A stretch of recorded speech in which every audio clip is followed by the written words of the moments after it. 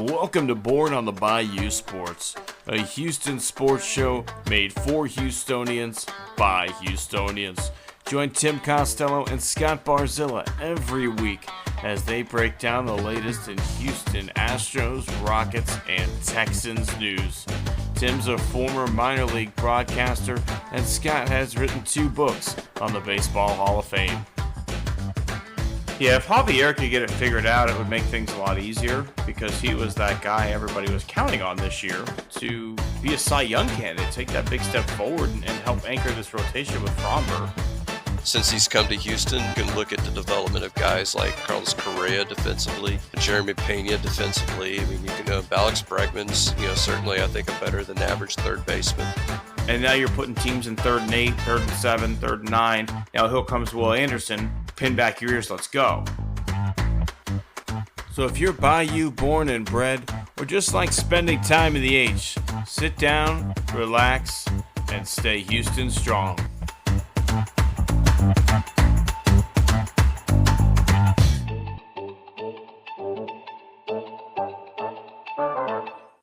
Welcome all my friends to the show that is going to have a little bit different tone this week, Scott. Last week we were like, okay, like this is a team we could have fun watching this year. This could be fun. This week the sky is fucking falling in Houston here on Astros Watch, but that's not the name of our show. This is Born on the Bayou Sports. I am Tim Costello. He is Scott Barzilla, and we welcome you, all of my friends. So I don't know if Haley's ever talked to you about this, Tim. She told you about the idea of the sandwich for parent-teacher conferences? Oh yeah, good, bad, good. I think we need to get some good, a healthy dose of good in this episode because there's going to be plenty of shit in there of the meat part of the sandwich. Absolutely, no, I'm willing to give some props where the props are due. But we'll get there because first, Scott, we want to talk about guys who didn't get their props.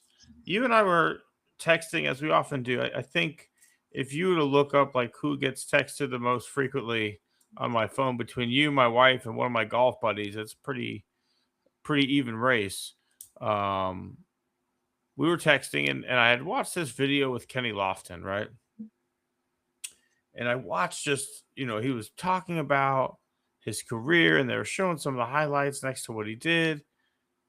And I went and looked up his numbers and, Kenny Lofton's got some pretty good numbers. And then he starts saying how, compare my numbers to Ichiro Suzuki's numbers of his American numbers and you compare them. Wow. Okay. Pretty close.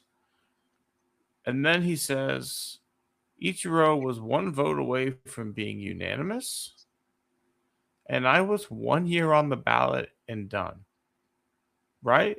So obviously perception's part of the game, and especially with a guy like Kenny Lofton. But I when I texted you about it, you immediately said he was, based on the index, he was a guy who was done wrong. And it just got me thinking, Scott, like better than most. You've written the book literally on what the standard should be for a Hall of Fame player, and you run numbers on these guys all the time. So when we look at these guys who are one and done, like a Kenny Lofton, like that doesn't seem fair to me. And then a guy that we talked about today, comes up, and Adam Dunn, right? 400 and something home runs, career 850 OPS, like 8 straight years of 38 plus home runs. Did he have a high batting average? No. But like this guy would have been a fantastic player in today's game, and he would be loved and have this talk about of this guy's a future Hall of Famer. He would be talked about the way Kyle Schwarber is, right? Because at the end of the day, he is Kyle Schwarber. Kyle Schwarber hits 225, 230, and drops 50 fucking nukes, and everyone's like, "Oh my God, Kyle! Can't wait to be in Cooperstown to watch you get in the Hall of Fame," because that's what Adam Dunn was, right? Drop fucking tanks, hit 240, hit 235, play like minimal defense, but doesn't hurt the team. switched to first base late in his career. So, these are a couple guys, Scott, that I don't think Adam Dunn's maybe a Hall of Famer, but he definitely didn't deserve to get no representation on the ballot. And then Kenny Lofton, I think, is a Hall of Famer.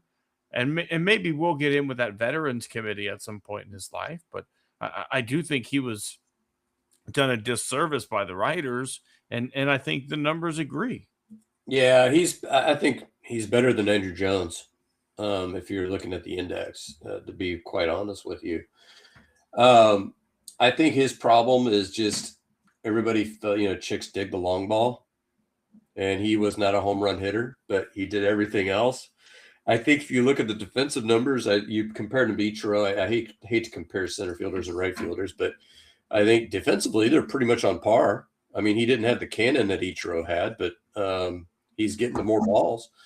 Dunn kind of reminds me of a few guys from my youth, not your youth. Dave Kingman is probably the number one guy that comes to mind. Didn't have a position on the field, but he hit more than 400 major league home runs. I'm sure you've heard of Rob Deere and Mickey Tuttleton. I have. Those are another couple of guys that did that for a while. Did the same kind of thing. The Detroit Tigers had Tuttleton and Deere at the same time, which I think he had like a Rochambeau for who got to DH that night.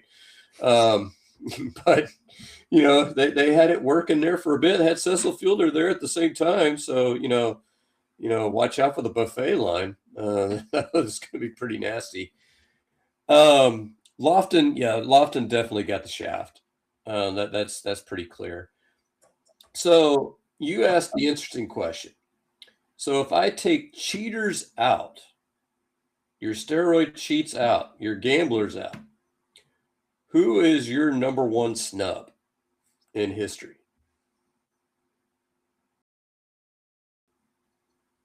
In history? That's tough. I don't know as much about the snubs, I guess, as you do. Well, okay. So focus on maybe like your lifetime extended. I'm biased, but I think Lance Berkman should be a Hall of Famer. I think he's on the border. When you add in the caveat of switch hitting, right? Because then you get down to most home runs for a switch hitter. He's in the top 10 of that category. And it's tough to exclude a guy like that, right? He played so many positions. Take away 2 healthy seasons in the middle of his career for the knee thing. I don't know.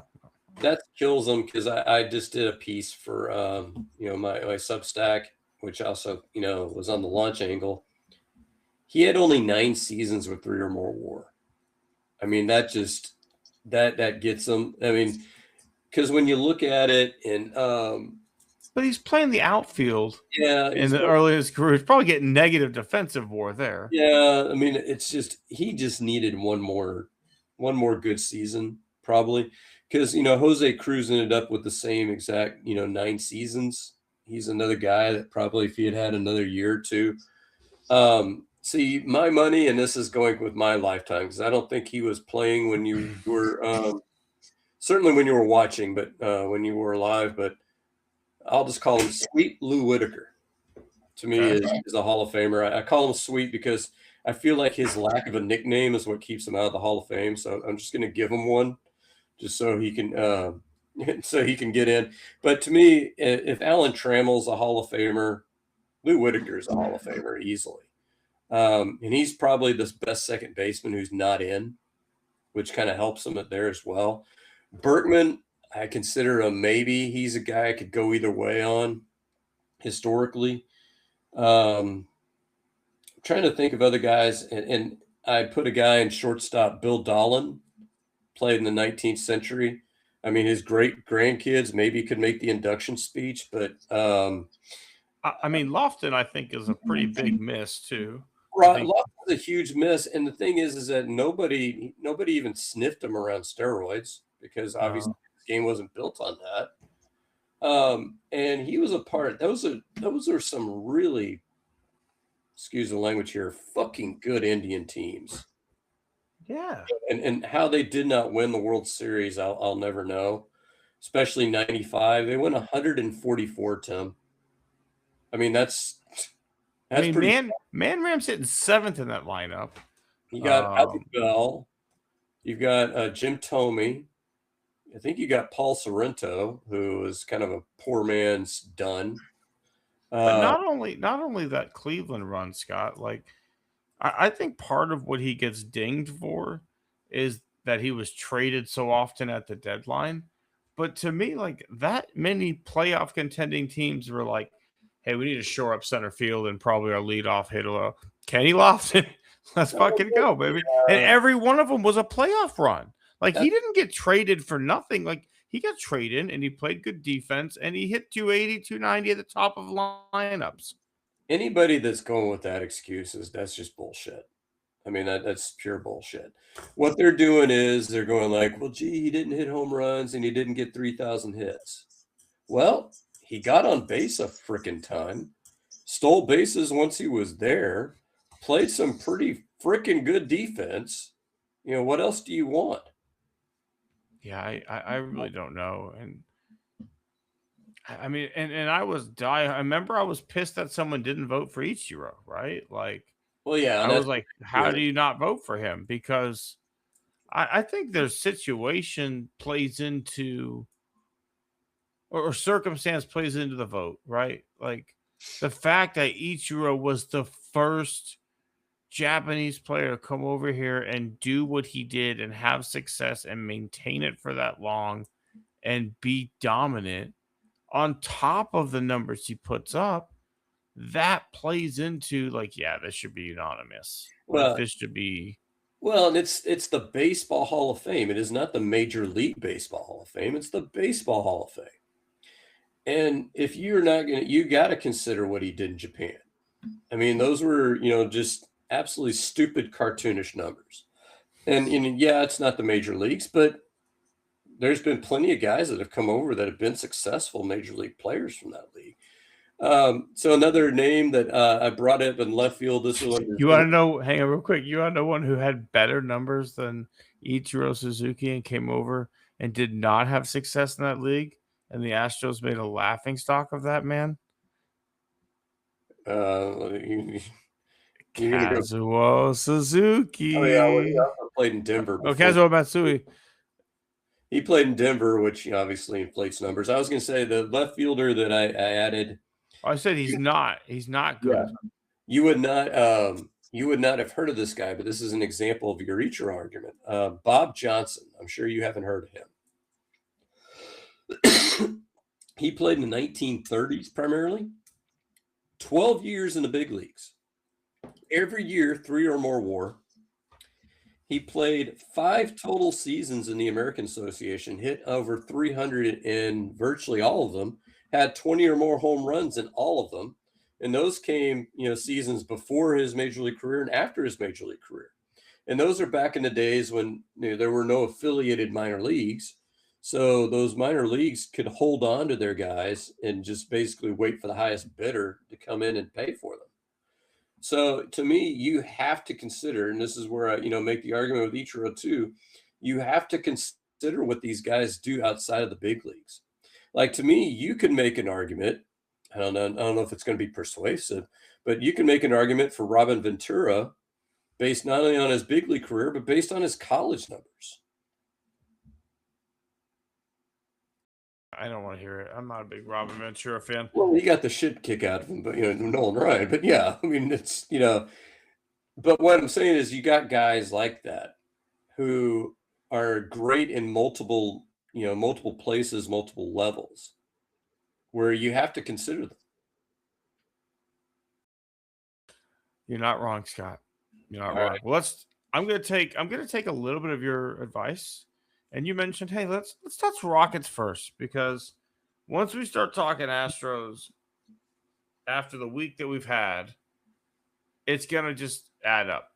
And we need to we haven't talked Rockets a little bit. So let's talk Rockets basketball first. Rockets have won 7 games in a row. Is this team finally finding its stride? Are they finally figuring out how to use Reed Shepherd? Are they gelling offensively? Has Kevin Durant put the beef behind them? Scott, is this it? Okay, so let me start with some good news. So do you know how many wins Vegas had us at before the season? Like 52 or 53? Yeah, 52.5. You got 3 games. That's literally it. 52 or 53.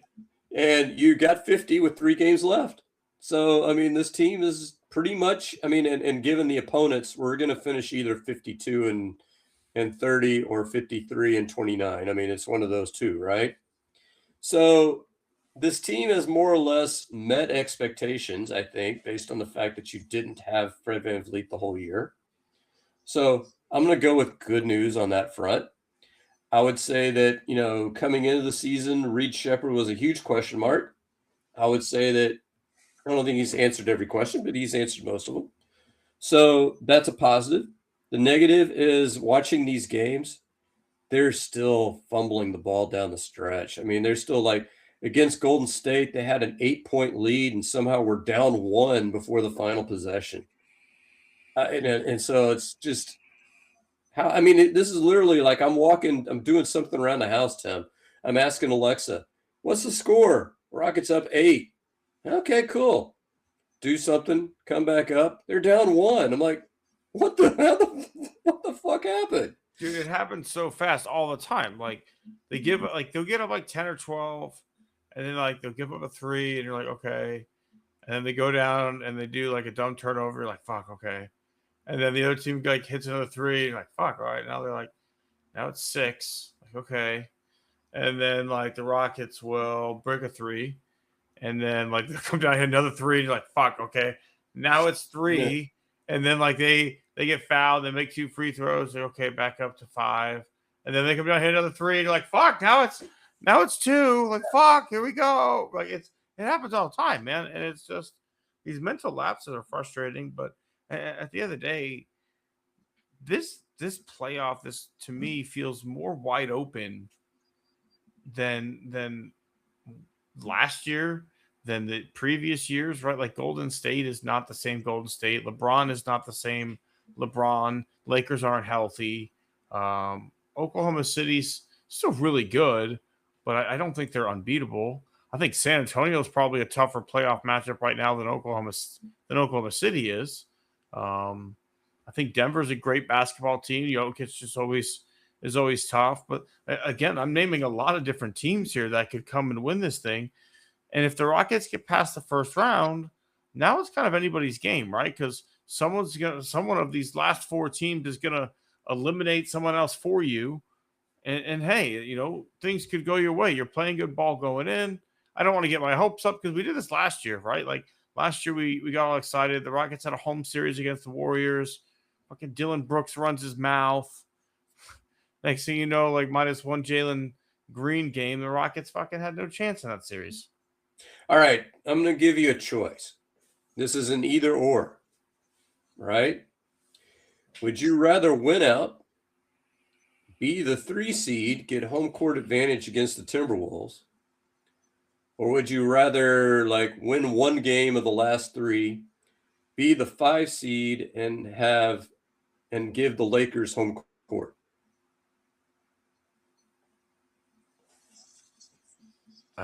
Lakers are pretty beat up right now, but so are the Timberwolves. I think I'd rather Timberwolves. It's a hard one. Lakers, man. I don't want the Lakers. I'd rather have home court. I'd rather get that 3 seed. I really would, because even then in the next round, I don't know. It doesn't really matter, I guess, in the next round, because either way, I'm playing 3-4 plays each other. Yeah, so, well, you're playing either San Antonio or Oklahoma City in the second round. So, I mean, really pick your poison at that point. I mean, given what the season series is, I'd almost rather go against Oklahoma City. I was going to say, we haven't played San Antonio well at all. Yeah, give me the Lakers, because I think with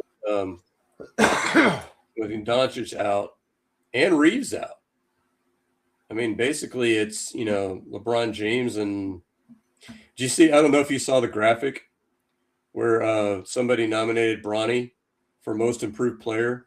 And so last year averaged 2.3 a game. This year averaged 2.4. Improvement.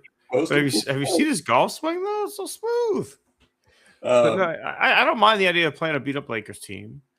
But I never want to count LeBron out in the playoffs. Though he's also what 40 at this point. So 41, I think. Yeah. yeah. So again, I don't ever want to count that man out. I am not a LeBron hater. I'm not a LeBron truther. I just respect the fact that this guy is probably the best basketball player I've seen in my lifetime. Like I didn't get to watch a ton of Jordan. He retired, at least prime Jordan. I saw Wizards Jordan, wasn't the same. But LeBron is different. I'll admit it. So I'm like a hater. I would have loved having LeBron on my team. I think he's goofy as fuck. But I do think he's capable of taking over basketball games for short periods of time. And the Rockets are capable of having lapses for short periods of time. So a close game in the fourth quarter with LeBron, who's maybe taking a good rest on the bench and can come in and close it out, that scares me a little bit. Yeah, I think we've had moments against both teams where we could have won. Like we had that huge lead against Minnesota in overtime that we, kind of evaded us because it happened on the night of one of our episodes. Yeah. That was the biggest blown lead in overtime in NBA history. Congratulations, Rockets. Good job. I watched that game too. I remember texting you afterwards. Yeah, good job. Good job, Rockets. Yeah. Oh my God. That one was frustrating as hell. What's frustrating is like, and I watched the game against Milwaukee that we just had, where it's like basically the G League against the Rockets, and we only won by 6 because they had a couple of white guys that just every time they jacked up a three would go in.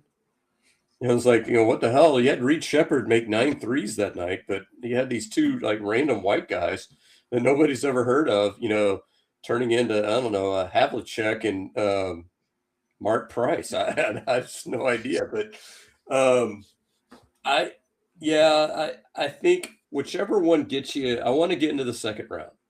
That's my goal with this team. You can sit there and mark it up and say, hey, we progressed this year. We had the same record as last year.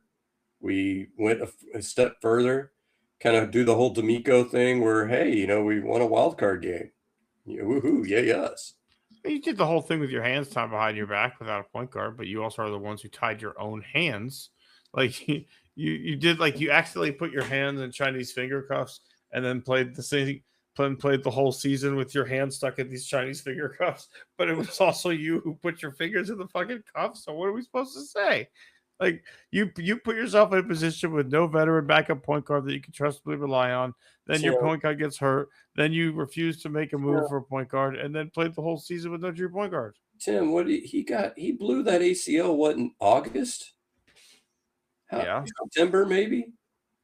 I mean, how can you be expected to recover and make a move by February?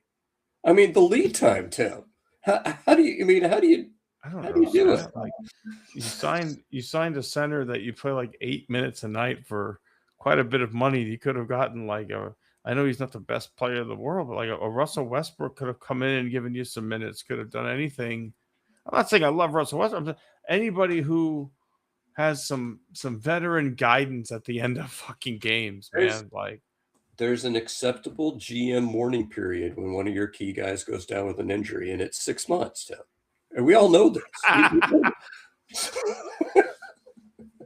You're right. I forgot that Raphael Stone was sitting basketball shiva, and no one could come in and out of the house. Everybody's in black. They sit around sit around the table. No moves. No moves. Remember Barry? Remember when we had Fred VanVleet? Remember when he could like take control of the game? You remember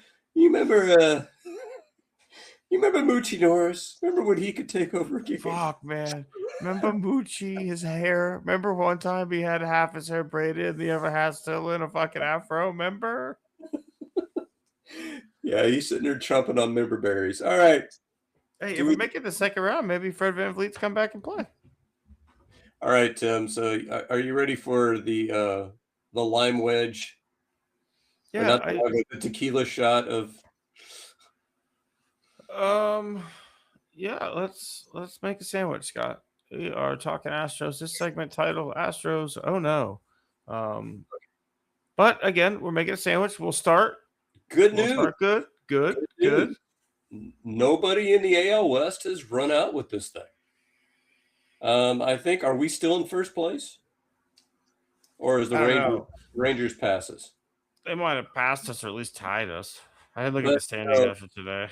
I honestly, I look at the Rangers, I look at the Angels, and I look at the A's, and I go like, they can do whatever it is they do. I'm not worried about them. Not saying that they won't finish in front of us, but if they do finish in front of us, we've had a rough year.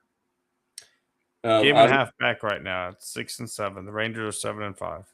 So I'm not worried about the Rangers. Not worried about them at all. The Mariners, obviously, this series is going to be huge. And, to me, it's a 4-game set, right? I think if you find a way to split, you can feel good about that. And thank goodness Javier is not going to pitch in the series, even if he was healthy. So there's another positive. So I've given you 2 positives here, Tim. That's a positive. I'll give you a positive. Cam Smith has been a positive to start the year to this point. I think you and I talked last week about, man, we wish you would take some more pitches and get something to drive. Literally that night, like on a West Coast game, I feel like, or something like that, he hits a home run after we get off air. You're stealing my bread now. You're stealing my other slice of bread. I'm sorry. No, that's all right. You're good. There's plenty of bread offensively. That's really the problem is today. But no, Cam Smith at least I think is a if we're making a nice, thick. We're not doing thin sliced bread, Scott. This is thick brioche bread here. Cam Smith as well on one side of the bread. If I go to the middle, the meat, it's not being 6-7. This team has come out of the gate slow every year for the last 3 years. So being 6-7 at this point in the season doesn't bother me really all that much. What bothers me is you've literally dropped 3 guys in the last 3 days. 2 today. In the same fucking inning. I mean, how the hell is that? I mean, so you lose Jake Meyer, and I got a feel for Dana Brown in this instance because really this is like the best laid plans of mice and men going awry. So coming into spring training, he's thinking, hey, I got Jake Myers in center. But you know what? If I don't have Jake Myers, I got Zach Cole. Zach Cole can back him up. He's a good-looking young kid. So now you got Jake Myers on the shelf. You got Zach Cole laid up with a broken foot. You got Bryce Matthews, who he's done some things, but he's hitting $150, and he's striking nice RBI single today. He's striking out half the time. And his helmet falls off about 90% of the time on every swing. So that's number one. Number two, Christian Javier, I don't know what to make of him, even pre-injury. Now post-injury, I he said shoulder discomfort. I don't know. Is that a rotator cuff, Tim? I mean, what are we thinking? I don't know. Hunter Brown, I love the fact that we're not worried. They're not concerned. He's out for a month, but hey, we're not concerned. We'll evaluate him in 2 weeks. We're not concerned. So I don't know. My fear is, Tim, is that you have a lame duck general manager. And when you have a guy that's trying to save his job, what's the temptation there? Make a move. Let's make a move. I want to put my stamp on this team. I'm going to bring in a guy that is going to really turn the tide and is really going to energize the fan base. So I'm looking at Sandy Alcantara. That's what he's probably thinking. I'm looking at that guy. 2-0, ERA under 1. Man, that guy would look good in an Astros uniform. And he would. But he will walk in free agency after the season because you're not going to sign him long term. So what goes the Marlins' way in a trade? That's why you can't do something like that. Because I'm thinking that's Janik, I'm thinking that's Nayans, I'm thinking that's Ethan Fry, that could be Kevin Alvarez, probably at least 2 of those 4 guys. And to me, that would be a fireable offense, in my opinion. So you're not even making it to the end of your contract. We're pulling the plug. hang up the you cancel his cell phone plan in the middle of the call, so that way just no. My team phone's not working. Well, yeah, I don't know what happened there. Yeah, sorry, bud. Maybe go to the store, figure out, get a new one. You've been cut off. Call Jim. My assets are frozen in the bank. What the hell? I don't think we can freeze his assets, but I love the idea. You try and trade my assets, I steal yours. But no, I don't think the cost, if you go right now, would be as high, because I think you're only bidding against yourself at this point. But I don't think that's the move, right? You and I agree. Like, you don't spend a ton on a guy who's not going to be there more than a year. I'm concerned, Scott, that it doesn't seem to me that the Astros have that ability to identify a guy, take him in the pitching lab, bring him out the other side, and have a pretty darn good result, right? Like, they've done it time and time and time again. And so this offseason, you bring in a guy like Tang, you bring in a guy like Weiss, you bring in a guy like Burrows, and I think you and I would both agree, like, when you bring in a free agent for the last 10 years, we haven't questioned a single arm move, because you're like, okay, they must see something here. I'm sure it'll work out right. And 9 times out of 10 it has, and the ones that haven't are like, okay, whatever, and you move on. But, from Phil Maton to Uncle Charlie Morton to Garrett Cole to Fromber, some random guy, to Christian Javier for the time being when he was there, Luis Garcia, guy after guy after guy, Souza to an extent last year, Brian Abreu when he's not in the 9th fucking inning, Ort for a year. You just found guys. You just like, oh, okay, people overlooked you. You've got this pitch and this pitch. If you throw it here based on this data, it'll work this way. But, you've lost pitching. You had attrition from Brett Strom leaving. Then you've had assistants leave. And, this isn't the same lab, right? Like, this isn't the same group of guys anymore. And I'm just concerned that, you made this move for Burrows. You didn't give up a ton, but you kind of banked on him being, I'm not saying Garrett Cole, he was maybe overhyped a little bit, but, he's number 2 in the rotation. You bank on this guy being a 180, 220 range innings guy with a low 3 ERA, right? Like, that's what you expect from someone in that spot. Yeah, I think what I will say about all this is that, number one, I still like the Burrows move, because I don't know if you've seen Jacob Melton doing in AAA for Tampa. He's hitting like $160, I think. I'm saying we didn't pay a lot for it, but yeah, I think, roster wise, you're setting Burrows up to be a guy, expectations wise, a guy to be someone who carries you. Yeah, I think what's rough is that 2 things that happen. I think all of your gambles have come up snake eyes. But I think I still like Tang. I still like Weiss.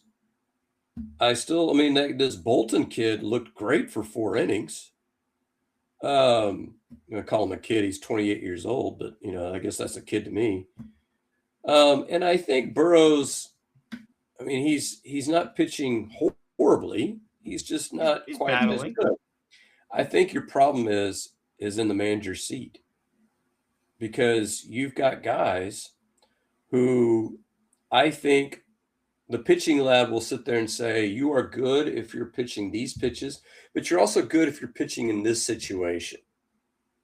And we're not pitching them situationally. A guy like Tang, who is a starting pitcher, a guy like Weiss, who's a starting pitcher, you don't bring in to clean up an inning with runners on base. You just don't. That's not who they are. Today's outing, I feel bad for Blue Ball. He's not, what are you going to do, right? He's the next man up, but that's not a situation you're mentally prepared. I better get ready in case I need to come in the second fucking inning. I don't think that's the situation these guys are in mentally. And you're going to sit there and say, okay, go out and get me 3 innings, bud. That's just a hard ask. And then he pitched that one game in Sacramento where things didn't go for him. I still like him. And so I think a lot of it is who's sitting in the manager's chair and what he's asking these guys to do. I like Joe Espada a lot, but I do tend to agree with some of these pitching decisions, Scott. Like Bolton was a great example, and they even mentioned it on air. He gave you 4 great innings. Hook 'em. But your bullpen's maybe a little beat up. You know it's early in the season. You're kind of stretched out. Hey, let me see if I can push him one more. Can I get one more out of him? You tried to dance with the devil, and you got burned at the end of the day, pretty fucking badly. And again, you bring in a guy Weiss. You have a guy Weiss who's stretched out as a starter. So let Bolton go 4. Let Weiss come into a clean inning. Go 2. If it goes well, go 3 and lead it into King, lead it into De Los Santos, and let those guys go to work. But instead, you push Bolton. He gets into a jam. Then you bring Weiss into a dirty inning, and Jeremy Pena forgets that the shortstop position is allowed to use the glove. You don't have to try and catch it with a gape mouth as it rolls by you. You are allowed to use your glove. And next thing you know, an 8-run inning fucking happened. And it was ugly and it was bad. And it shouldn't have been because you had a chance to win. Lance McCullers the night before got you through 4 innings, didn't quite have his best stuff. You know, just like a Scott Feldman when he was here, you kind of had to know, like, let's go ahead and pull him right here. Like, he's got us through the lineup 2 times. Let's go ahead. We have a guy like Tang for a reason. Let's have him prepared to go 2 or 3 innings every time that Lance pitches because we might need him. And hey, Tang, every time Lance is on the mound, I need you to be ready to go 2, at least, maybe 3.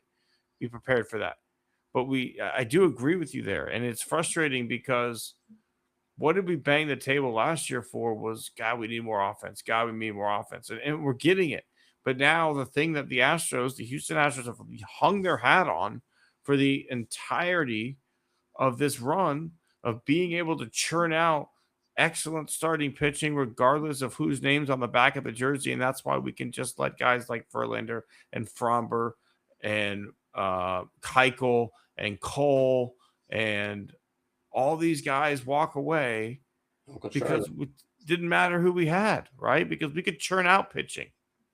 Yeah, and I think what I would to put a bow on that, if you're going to trot Bolton out there for a 5th, if you're going to trot LMJ out there for a 5th, realize in the back of your mind that there is a heavy probability that you're going to have to pull a mid-inning, and have a plan that doesn't involve throwing in one of your converted starters. Like with the Bolton game, if you want to throw him out of 5th, you're going to pitch De Los Santos at some point in the game. Pitch him then.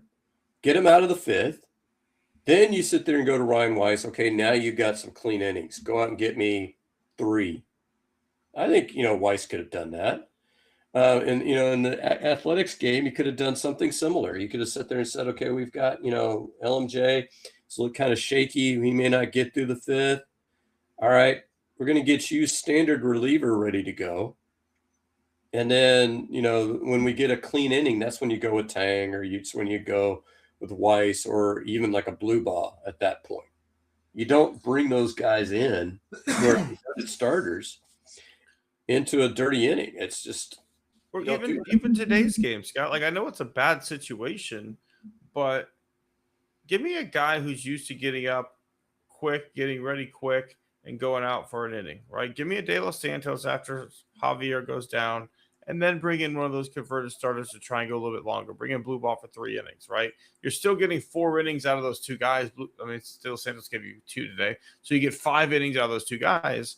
But De Los Santos' mindset's going to be a little bit different. He's a younger kid. Although you and I were texting back and forth, hey, who should we go to here? But yeah, I agree with you that, and I think part of the big issue right now, as we're still in the middle of this shit sandwich, part of the big issue right now is roster construction, specifically bullpen construction. When you look at this team in years past, they've had a guy that when you get into trouble early into games that's not necessarily 7th, 8th, 9th, right? They had a Phil Maton they could go to. Early in the run, it was Chris Stavinsky, right? He was money early in games before you got to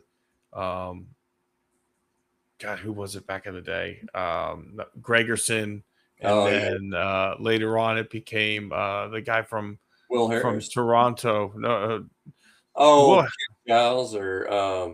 Giles, right? And even during the 19 run, Will Harris was that guy.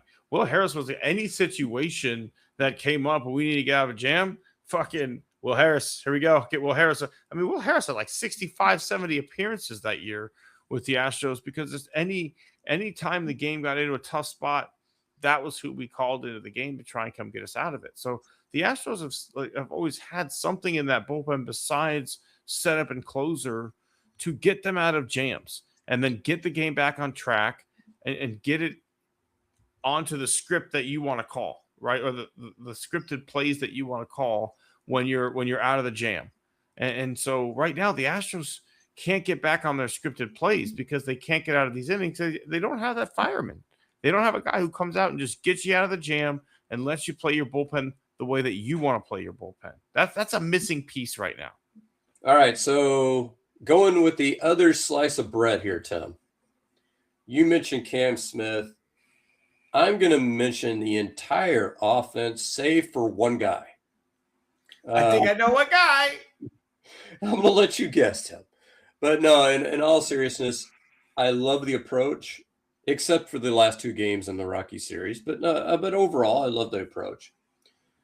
I mean, Altuve has been a revelation with his approach. Jordan has been with Player of the Week. But I like what I'm seeing from the other guys. Like Walker has been a revelation so far in the early part of this season. And I generally, if we're going to dog Espada for how he's managing the pitching staff, I have to give him some flowers for how he's mixing in Isaac Paredes and how he let Pena kind of slow walk his way back, into, and not have him miss extended time. I mean, he's given Correa only one day off. I think he gave he's given Altuve a day off yet. Correa's had 2 in a row off because he's sick. Yeah, that happens, right? But I like how he's mixing in Loperfido. I like, that he's giving Matthews opportunities. I like what I've seen from Christian Vasquez in the early going. I mean, he's not going to make anybody forget Johnny Bench, but nobody thought he would.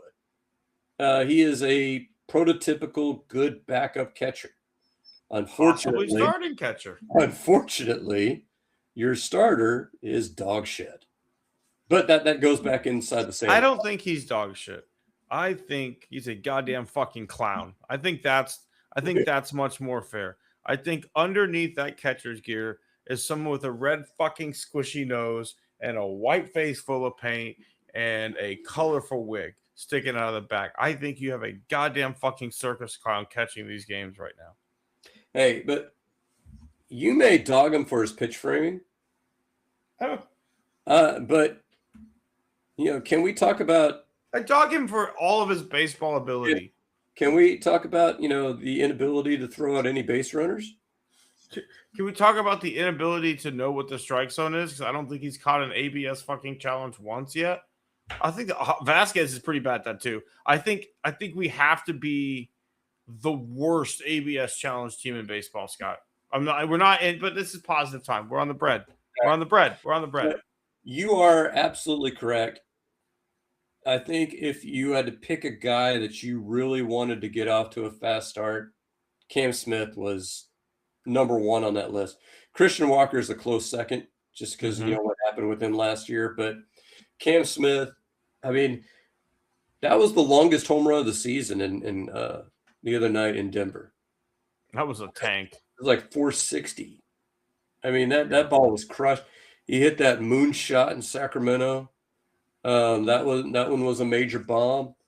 And I think he's probably still swinging a little bit at too many things outside the zone, but it's certainly manageable. And he's hitting balls with authority that are mistakes in the zone. And that's what you want to see. Yeah, he's much more patient. I also much more willing to go the other way. I think a lot of the guys, Loperfido has shown that approach as well. Loperfido is willing to hit the ball with authority to left field. And I'm excited to see him play a full season with the Crawford boxes there. Because do you remember Lance Berkman used to kind of have this just Oh yeah. little fucking flick of the wrist, man? Like he would just let it get deep and then just flip it into the Crawford boxes. And to me, Loperfido is kind of a guy that might sneak 10 homers into the Crawford boxes this year, right? He has that pop the other way. We saw it in Oakland where he shot quite a few balls down in that left-hand corner. One or two of them might have gotten out of Minute Maid, Dyken Park. So I'm excited for what Loperfido's done. I think he's been nice. I think we're going to see a lot of him in center field, especially with the injury here to Myers. I think here's again the beauty of having Isaac Paredes when everybody's healthy. You can now just go Jordan in left. Paredes is your DH. Altuve plays second base. Shortstop is Pena, and third baseman's Correa.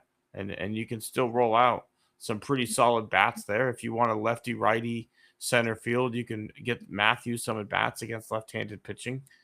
I think Loperfido hits it like a 240 rate so far this year versus 310 or something like that against righties. So obviously a little bit better there, but I don't know, Scott. I do think the offensive approaches for the most part have been better. A little worried about Matthews. I think his approach is fine. I think he just struggles hitting strikes. Like he waits, he works good counts, and just fucking comes up empty, and the helmet goes flying. All right, is it time for some awards? You think? I think it is, Scott. Let's bring on I guess we'll start with the people that we want to punch right in the motherfucking face. Scott, who do you have for us this week? I've got our closer, Brian Abreu. I mean, I'm sorry, Tim. And there's some games that are just a gut punch. That game, that closing game in Sacramento was a gut punch. Yeah. As you battled back twice, got ahead. I would have liked another run in the 10th, but, all right. You even got Nick the Stick Allen contributing, offensively. I'm loving the nickname. And, and I still want him as the carrier of mayonnaise. Had another ad addition for the HEB commercials. Loperfido could bring in the olive oil. Okay. Ooh. Hang on. DeZenzo's hurt. He's in the hospital. Loperfido is making him, Mama's meatballs. He's making him Mama Lapo's famous meatballs. And the only place to get the ingredients are HEB. And he comes in to save the day for DeZenzo, who's once again hurt again with meatballs. I like it. Okay. Well, let's go with that. I got to write that up for them. All right. But the Brian Abreu, I just don't get it. But my God, it's just, it makes you wonder, is it a fractured ego or is there something wrong with the arm? I truly think it's not ego. I think this is pure mental. I mean, that's not ego is the right word for it. I think ego's on the right track. But this happened last year too. Like Brian Abreu was having a phenomenal 2025 until the moment that Josh Hader got hurt. And then what happened, Scott? The man couldn't fucking put people away. He continually gets to 2 strikes and then for some reason just can't get that 3rd strike. And it's happened from last year when he was September on, brought into that closer position.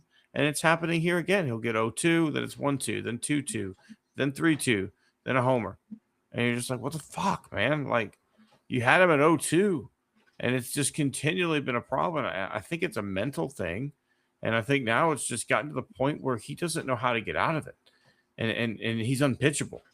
And I think this is a great punch in the face because that might be the wake up that he needs is quite frankly just a pow right in the kisser. Wake the fuck up, man. I know it's early and you can figure things out, but morally, or not morally, it demoralizes a team to lose a game like that where you fought so hard, get the lead in extras, and just hand it over to your closer, and he can't get it done. Like you were filthy all year in the 8th inning last year, and the only thing that changed is you were asked to pitch 1 inning later. That's it. That is the only thing that has changed. Is hey, instead of the 8th, we just want you to pitch the 9th. That's it. All right. Who you got, Tim? I don't know, Scott. Tough one. A lot of options this week. I don't want to step on any toes. I didn't look at your things right before the No, you're before good. the show started. You're But there's good. one person I just like legitimately want to punch so goddamn fucking hard. It's Yiner. I want to punch Yiner right in the goddamn fucking face. I want to kick him in the nuts. I want to throat punch Yiner. That man is so fucking awful. This whole team has a nice new patient approach, and Yiner just fucking free swings up there, free dicking it like a 70s key party, just swinging away, trying to get with everything that he can.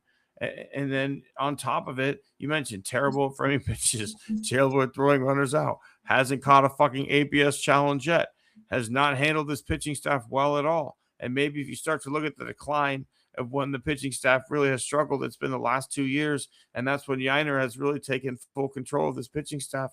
And again, hashtag Dusty Baker was right. You know, he wasn't ready. He's not that good. He was a guy that got hot at the plate, but his approach isn't sustainable. Just throw him curveballs in the dirt and he's done. He doesn't walk. He doesn't run well.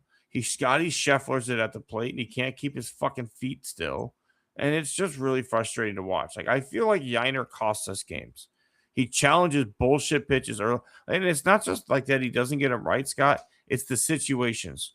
Why the fuck do you need to challenge like a 1-0 pitch in the second inning with nobody on base? Why? What does it matter? What the fuck? It's an ego challenge. That's an ego fucking challenge. And there's no need. You're trying to show the umpire that you know the zone better than he does early on in the game. So that way you can get the calls later on. Get the fuck out of here. That's all that it is, right? That's what it is. It's trying to show the umpire, hey, I know what the zone is. That's a strike. But you don't know what the zone is, Shiner, because you catch balls up here and then shake it back down like, wait, and like, look, it's right here. And then like it comes back 8 inches off the plate. And you're like, what the fuck, man? I'm with you, Tim. He was definitely a finalist for my nominee for the next award. Okay, as long as I wasn't stepping on toes, because I'm not ready to chase him out of town yet. Because as we've talked about, we don't have I'm willing to swap the playing time, though. I'd be willing to discuss Yiner is now my backup catcher, catching 2 days a week, and Christian Vasquez is catching 3 out of the 5 games, and that's where I'm at going forward, Scott. Yeah, I agree. And in fact, if you go to 6-man rotation, perfect 3-3. Yeah, I would go 3-3, but you would be strategic about who is catching who. I like Vasquez with Amai. Yeah. I like Vasquez with Lance. I like Vasquez with Burrows. When Brown is healthy, you and I could catch him probably. I'd let Brown call his own pitches through pitch count. Yeah, I don't think it matters. So that kind of gets you. Maybe Jason Alexander is a Diaz guy. I don't know. I'd be okay. Sorry, Jason, but that's Eric Getty's probably on the plane. Yeah. That jet up to they probably thought they were just gonna have to buy one ticket. They're like, fuck, okay, Spencer, you're heading up there, and Hunter got hurt. You're gonna make your next start with the team, and then today they're like, fuck, okay, we're buying 2 tickets, and then the immediately they're like, fuck it, jet, get the fucking PJ. Yeah, it'd be like that scene from The Rookie where Alexander comes into and he says, I want you to go tell Trammell that he's been called up because I know he respects you. Okay. Yeah, I'll do that as much as you're going with him. Oh, cool. So guys who have all been in the big leagues before and thought they were going to break camp, again, he was probably shocked he didn't make the big league team, and you want him to, hey, go tell Trammell he's heading to the show, man. You guys seem like you're good friends. All right. Moving on to the horse's ass. I feel bad. You little Jim Rome impression there? Ass. I feel bad for this one, Tim. But I picked this before today.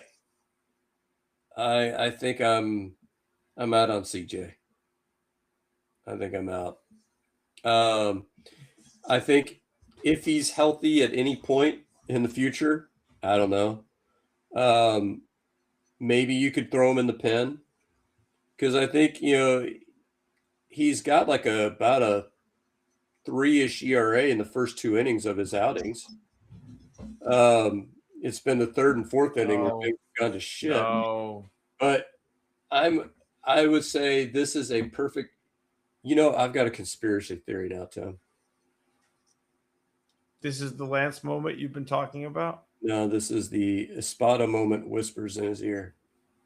Hey, buddy, you're hurt. Just after the first warm-up throw, just go down.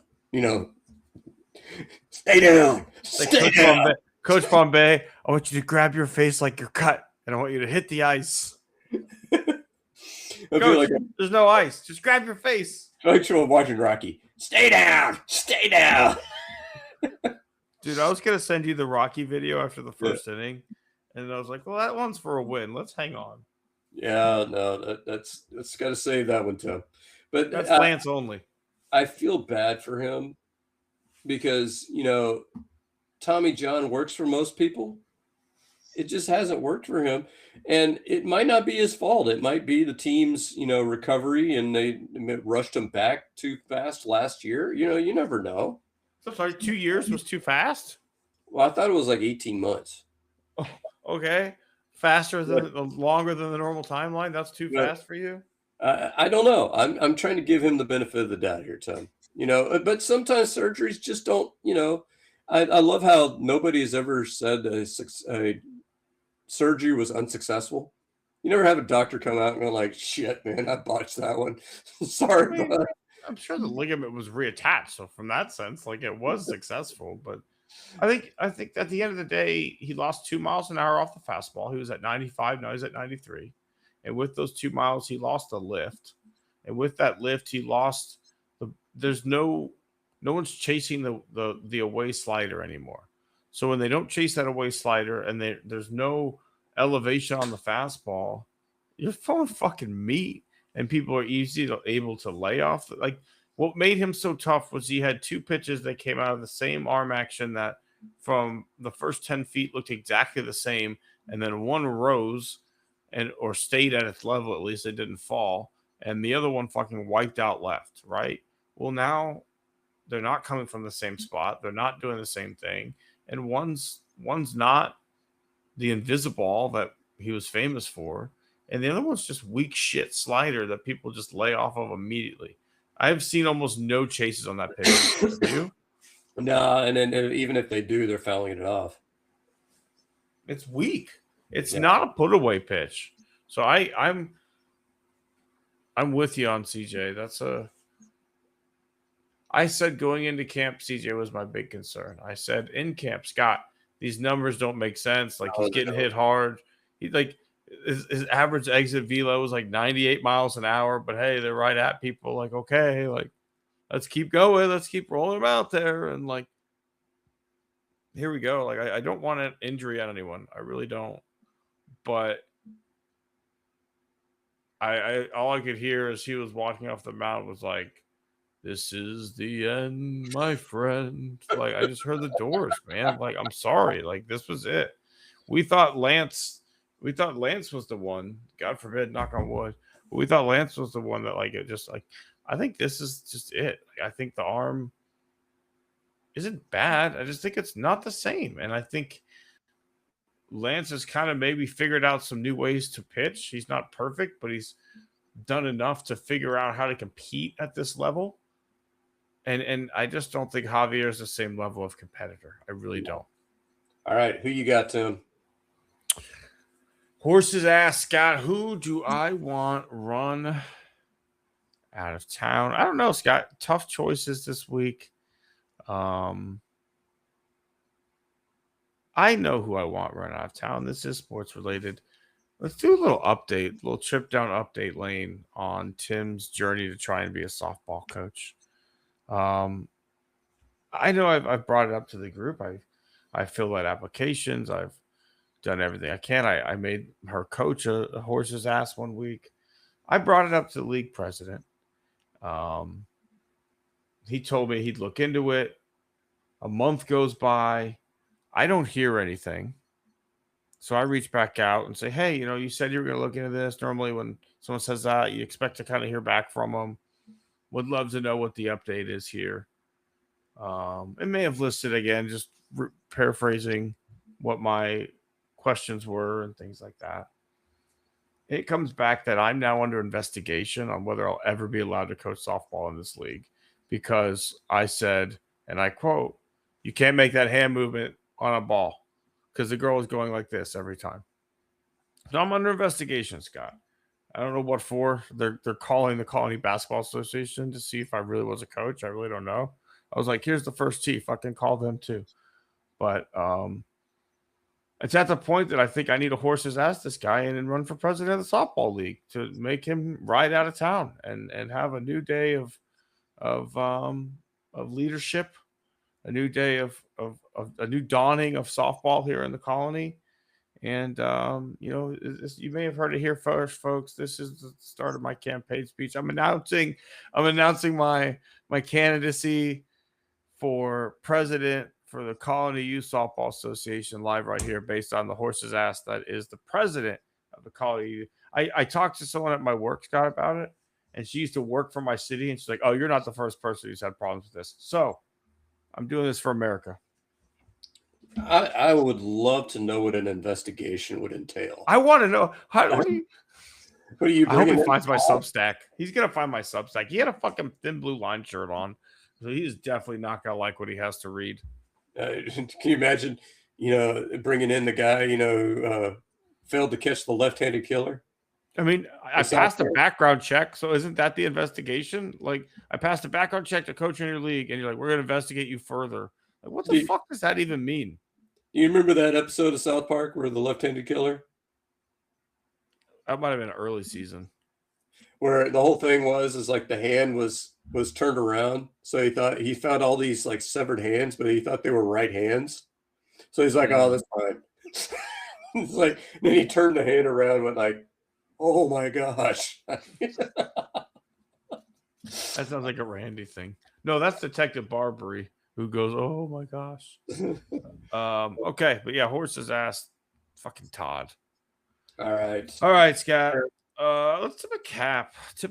Cat tip. Who you got for us? I'm going to go away from where I went before, and I'm going to go with Tari Eason of the Rockets. Oh, he's back in your good graces. We did not mention him when we were mentioning the Rockets, and one of the things we were talking about is what was different about this team, in this 7-game winning streak that wasn't there before. Tari Eason's playing some better basketball. I don't think he is a starting level basketball player. I still maintain that, but he is not a complete, utter black hole like he was during that month of March. I think when the calendar turned over to April, seems like, we're playing some better basketball, and that's the right time that, you want him to play better basketball. I agree with you. I think you heard your episode, heard him calling him out. He kind of just said, like, I just have to play better, and he has been playing better. So I do think that's a fair and reasonable hat tip. He has been better. I want to hat tip Christian Walker, man. I'm going to do it. I'm going to fucking do it. It's tipping because that man, he is so fucking hot right now, single-handedly carrying this offense for the last few games. And, again, I don't want to say I've been like a Christian Walker truther, but all of last year, you and I talked about, minus the first 2 months, like, this guy is doing what we expected to do. Everybody chill the fuck out. Like, hey, I don't know what you guys thought. Like, this is Christian Walker. Please, everybody. Like, he had a rough start where it came out. He was playing hurt. Didn't know that. Oh, yes. So, again, great job, Astros fucking training staff. And now, look, we've got healthy Christian Walker. He's absolutely smashing the fucking baseball. and I'm beyond happy to see it. I think he deserves it. I want to see him do well. I think this team is better with him hitting the ball hard, and then you've got Paredes able to move into first, give him a day off, play third, give Correa a day off, play second.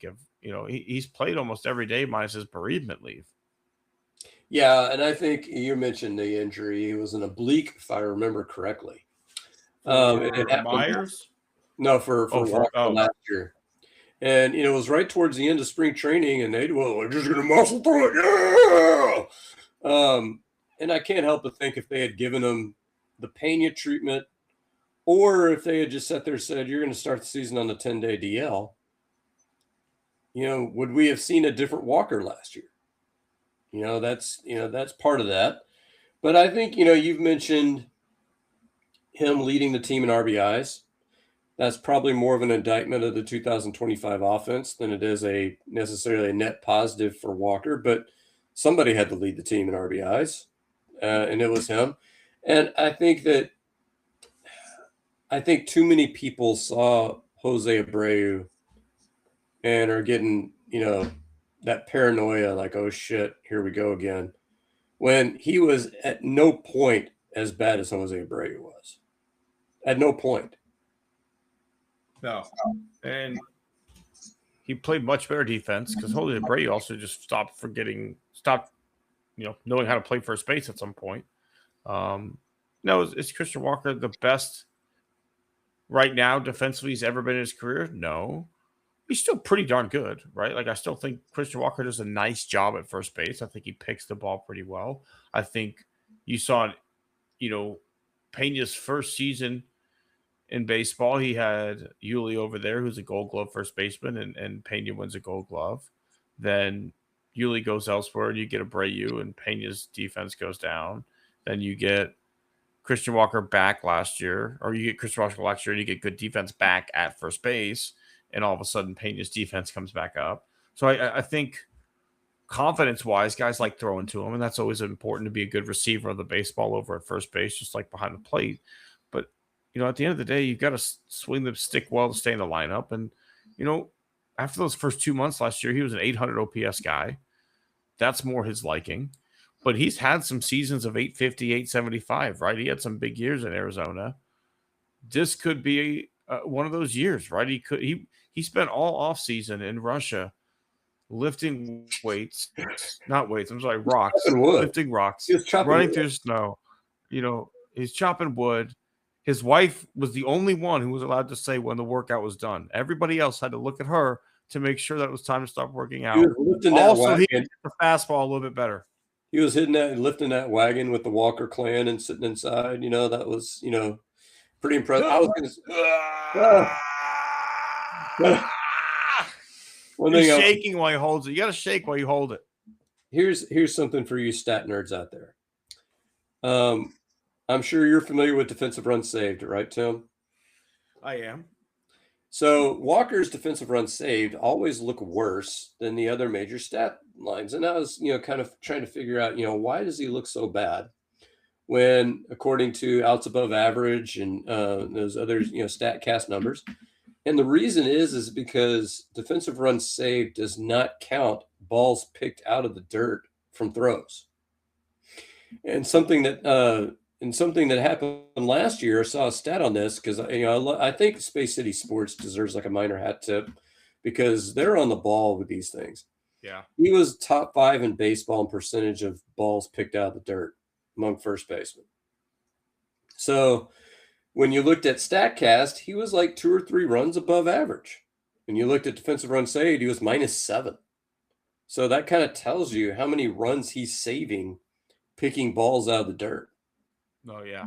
I mean, I don't think his range is what it used to be, but that's only part of being a first baseman, right? Like, at the end of the day, I'd rather have a guy who maybe doesn't get around the bag as good, but hey, at the end of the day, he's a fucking wall over there, and he's going to save you some errors, and he's going to keep runners off the bases because those things matter more. And as you can see through the different metrics there, right? That's 9 runs saved through potential throwing errors, right? That brings you to a net positive from a negative point.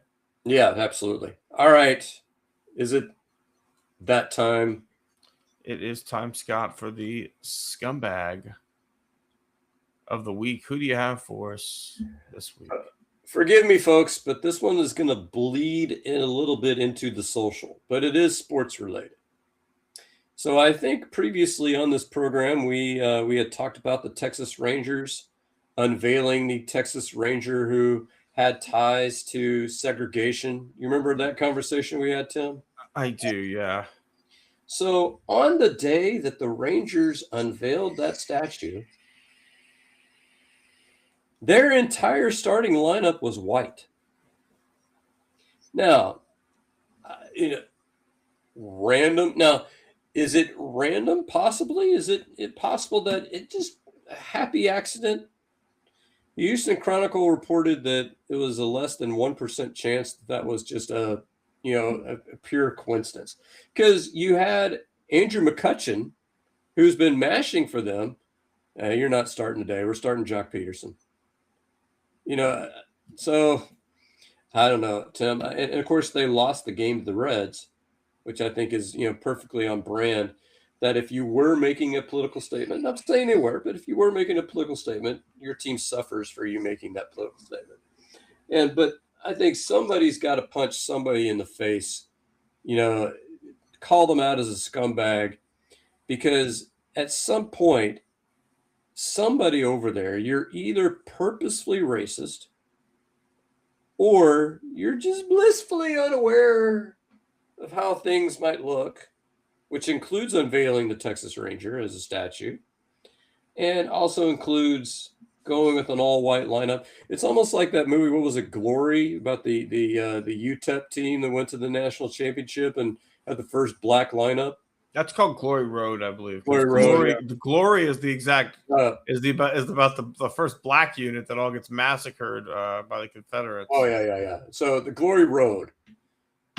So this is like it's the 180 inverse of Glory Road. We're bringing back segregated baseball, baby. All right, let's go do it. It's like they look at each other like, guys, can we say the N-word again? Like, are we allowed to? Can we? There's no one else. There's no one can hear us. Can we do it? Like, shit, me first, you first, him first. Like, who first? Hey, Andrew, can you go get Jock Peters is just like, no, did you tell him in the dugout? Hey, Andrew, can you go get us something out of the clubhouse? Is he out of sight? Yeah. All right. Hey, man, I left my lucky gloves, my lucky batting gloves in my locker. Can you go? I'm hitting third. I'd go get them myself, but I just don't know if there's enough time. I want to look at these. I want to look at the charts before I go up to bat. Would you go grab those for me? All right, Tim. Who have you got? Oh man, Scott. I don't like to do this, but I'm gonna have a repeat winner. I'm going after my home course this week again. I've made them a scumbag before for the rate increase and the way that they did it. And here we are again. I've made them a scumbag for this exact topic. They booked another fucking tournament on Sunday. This is 2 out of the last 4 Sundays, Scott. They're booking tournaments. Prime golf time, okay? I work Monday to Friday. I don't get to use my membership Tuesday at 1 o'clock in the afternoon, okay? I am available to play sometimes Friday afternoon and then Sunday mornings. And I pay a premium to be able to have access to that before other people. You can't be fucking booking tournaments, even if they're 4 kids, on Sunday mornings. Scott, you were a volunteer at the HGA. What days of the week did we play our tournaments? Monday. And that was because those were typically the days the courses were closed or they were low traffic days. So that way you didn't impede the fucking membership of the course. You didn't play on Saturday and Sunday. You didn't say fuck you to the members and take away 2 of the 4 playing Sundays of a month. It's insane. All right. I agree with you, Tim. That's frustrating. No, and on top of it, they throw a dues increase. Oh, yeah. You hope you're shopping around.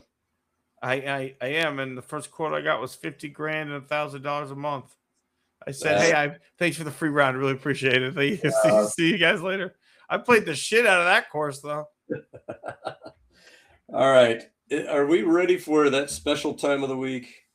I think we are, Scott. We have our new special segment. So this is we're no longer calling it the special comment. We've transitioned. This is our quote of the week. So if you don't enjoy that, this is your time to hop off. So if you're not a fan of politics or not a fan of our politics, but you like our sports talk, we appreciate you, but no hard feelings if you want to hop off right now. All right, Scott, do you want me to read the combination of quotes from our Lord and Savior, Greg Abbott, that we're going up against? Go right ahead. Our Lord Superior. I got to find them. They're pretty far back in our texts. Oh, Lord, hang on. Do you have them close? Well, there's the Texas is known for two things. There it is. Cowboys and capitalism. There it is.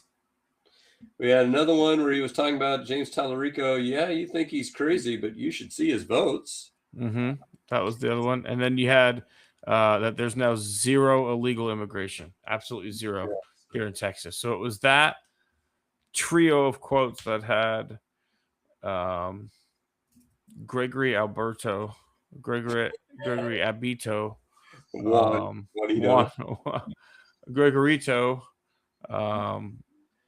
God, could you imagine taco night at the Abbott house? Actually, his wife's Hispanic, so it's probably pretty good.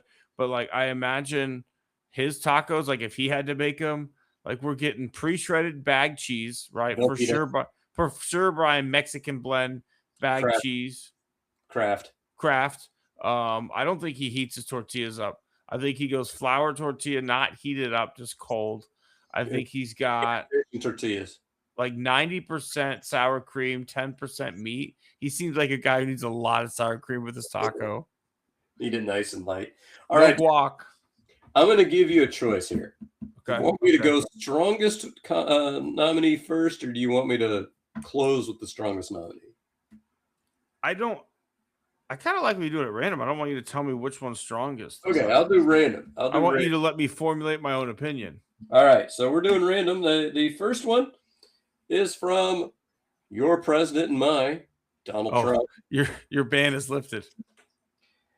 Today will be Power Plant Day. Oh, God. And Bridge Day. Oh, all wrapped up into one in Iran. There will be nothing like it. 2 exclamation points. Open the fucking strait, you crazy bastards, or you'll be living in hell. Just watch! 2 exclamation points. Praise be to Allah. Praise Allah. All right. That is your first nominee. Now, my favorite part of this quote is that what did our president do, Tim? He did a 10-day moratorium that was broken by Israel within 5 minutes. Well, they supposedly have a deal. And my favorite part of this deal, the makings of a deal. My favorite part of this deal, Tim, this is just chef kiss. Do you know how much it cost ships before this conflict to go through the Strait of Hormuz? That'd be $0, Scott, thanks to Obama. Okay. Do you know how much it's going to cost after this deal? $2 million per ship, Scott. That is just absolutely deal making. That's the kind of deal that bankrupts a casino. You had international inspectors. You had the agreement that they wouldn't make weapons. You had a lot of different things that Iran agreed to that Donald Trump bombed away and then said that we won. I sent you a list of how many times he said we won this war between March. Some of those were just like, Scott, these tweets, these things, like the tweet, especially here, like this is the kind of shit that like you've had 25 drinks between like shots and beers, whatever. You're at a frat party and we're going drinking. You're like, I'm gonna call that fucking bitch that cheated on me back in 11th grade. I'm gonna let her know she fucked up. And everyone's like, no, don't call her. No, don't do it. And you're like, no, she needs to know that I'm the fucking king of this campus, and she needs to know that she fucked up by not staying on the G train, the Donald Trump G train. So you call her, and it goes to voicemail, and that's the voicemail that you leave. And then you say fucking praise be Allah, and then you end it with like, thank you for your attention to this matter, President of Sigma Chi fraternity, Donald fucking Trump. Right? Like, that's literally like a drunk fucking dial voicemail from a college frat kid telling you fucked up in high school, but you didn't open the fucking leg soon enough for the right people. Tim, I got one problem with your story. Okay. You enunciated those words way too well.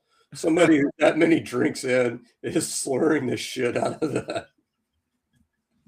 I mean, you made that like to me, like if you told me like, hey, this is the transcript from a drunk fucking voicemail I got from a college kid, you'd be like, yeah, wow, that makes a lot of sense. If you told me this is a tweet that went out on fucking Easter, by the way, let's throw a little context in there. As you said, you're gonna nuke the civilization out of fucking existence on Easter, then said praise be praise to Allah, and then thank you as always. What I love how he signs his tweets is thank you for your attention to this matter, President Donald J. Trump. He's got, I mean, I'm sorry to be grammar Nazi, but he's got 4 fucking commas in the first sentence.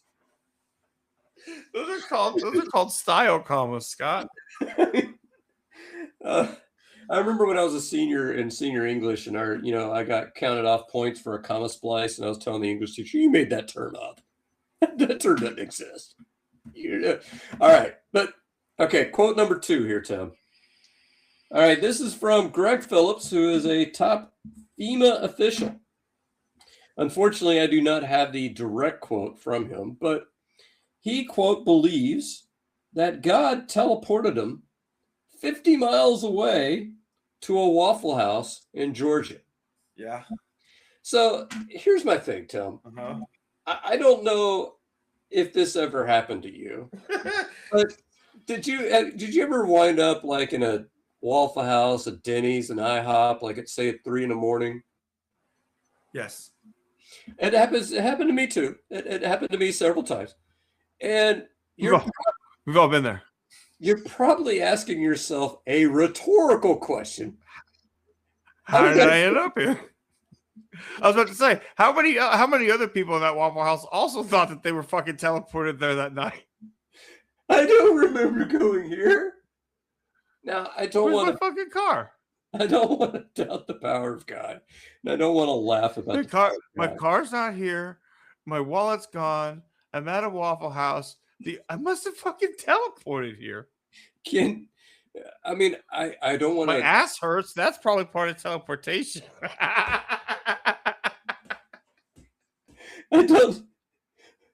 Why is there a tear in my pants? God tore my pants. Oh my God! Why are my butt cheeks glued together? And there's a fucking $100 bill in my pocket. But I'm sorry to laugh at God. I'm not laughing at God. God, I'm not laughing at you. But I have to believe that God is all powerful. Also, why is God picking Waffle House? Like, that's what I wonder. If God's going to teleport you anywhere, like, wouldn't it be great? Like, because you look like a man who needs a waffle and some fucking hash browns. I gotta get this.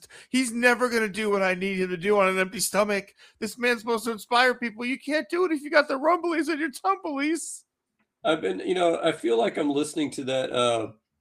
Listening to that Blind Faith song. I'm wasted and I can't find my way home.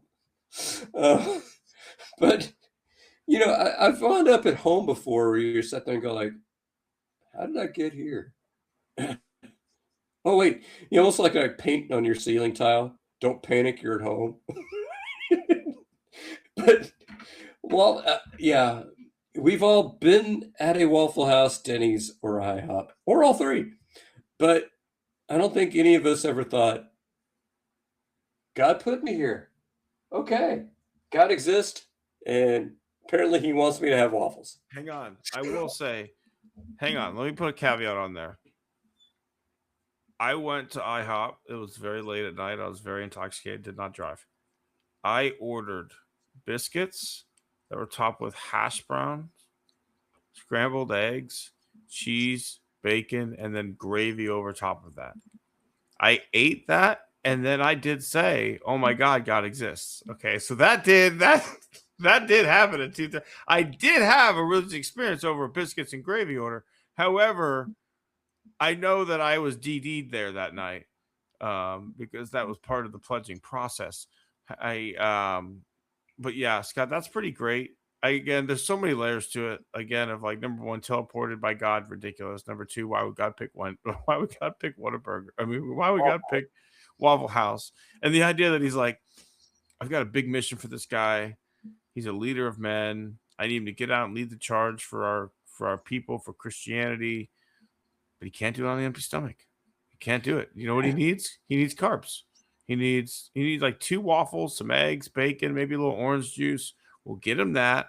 Everybody, breakfast is the most important meal of the day. Everybody says it. I put it in the Bible. It was the 11th commandment. It's just fucking Moses ran out of room. It was number 11 was don't forget breakfast. He broke the tablet too. Yeah, it was when he was bringing it down, he tripped and it chipped off. But number 11 was actually going to be always eat breakfast. It's my 11th commandment. So that's why I got to give him the Waffle House. Gotcha. And then from there, he'll carb a load. He'll carb a load on waffles and bacon, and then we're good. He'll bring Christianity to the next level. Now, my moment, Tim, was I went to Denny's and I went with the surf and turf. Definitely would not recommend.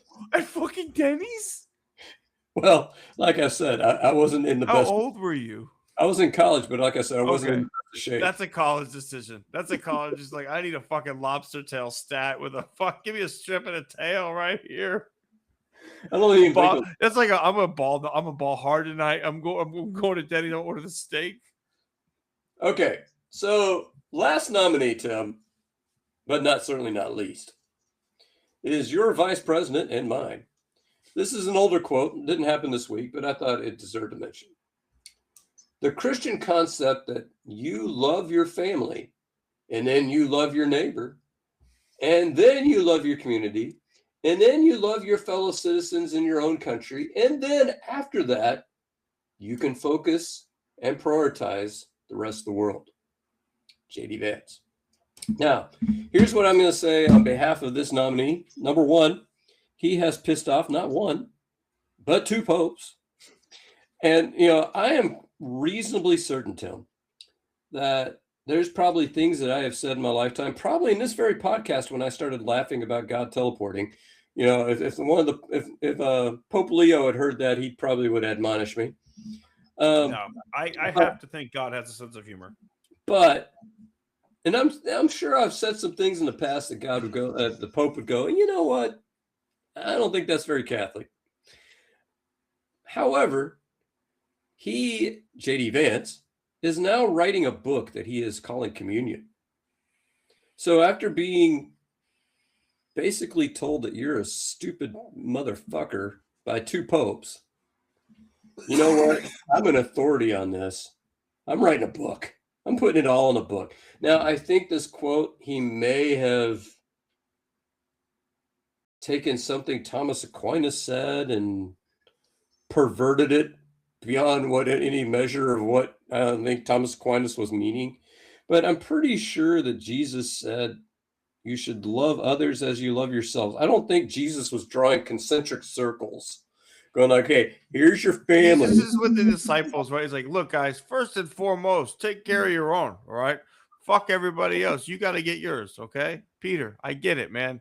I get it. Fucking Tina over there, she's in Damascus every day buying tons of pottery. I get it. You get on that grind. You get on that hustle. If you have time, I'd love if you could get out and do some good deeds for the community. I'd love it. I don't need you to go farther than like your own area, right? Like, I feel like if you could just give me like 25 steps long, 50 steps down, if you could do good deeds for those people. And again, if you got a little bit more time, if you have a little bit more time after that, and a little bit more, then maybe all of Rome. I don't know. If you're twiddling your thumbs and you don't know what to do, maybe then go outside your little concentric circle. Hey, Rome is waiting. Rome is waiting. Your country is waiting for you. Maybe go. Maybe talk to some Corinthians. I don't know. Who knows? The first one.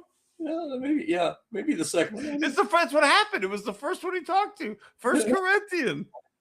Yeah, I don't know if that was what the meaning of that one, but yeah.